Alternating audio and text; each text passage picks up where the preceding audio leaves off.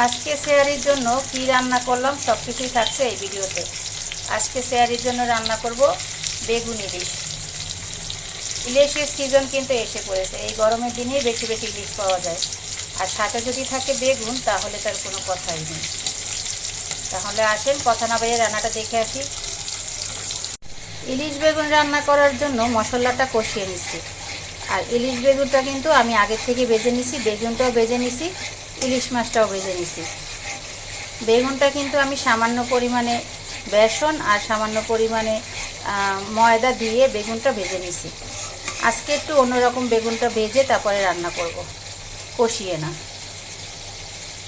এই তো মশলাটা কষানো হয়ে গেছে, এখন ঝোলের পানি দিয়ে বেগুনটা দিয়ে দেবো। মশলাটা কষিয়ে ঝোলের পানি দিয়ে দিলাম, এখন বেগুনটাও দিয়ে দিয়েছি। এই দেখেন বেগুনটা কিন্তু আমি বেসন আর ময়দা দিয়ে ভেজে নিছি। ওই যে বললাম আজকে কিন্তু একটু অন্যরকম বেগুন দিয়ে ইলিশ মাছটা ভুনা করব।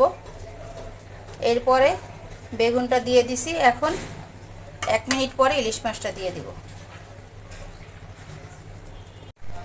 বেগুনটা তো আগেই দিয়ে দিলাম, এখন দিয়ে দিলাম ইলিশ মাছ।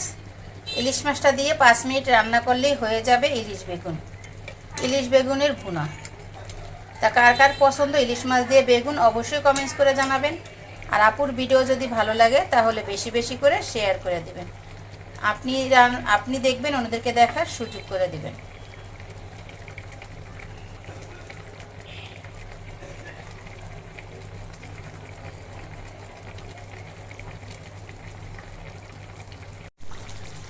বেগুন দিয়ে ইলিশ মাছের তরকারিটা কিন্তু হয়েই গেছে। কার কার পছন্দ অবশ্যই কমেন্টস করে জানাবেন।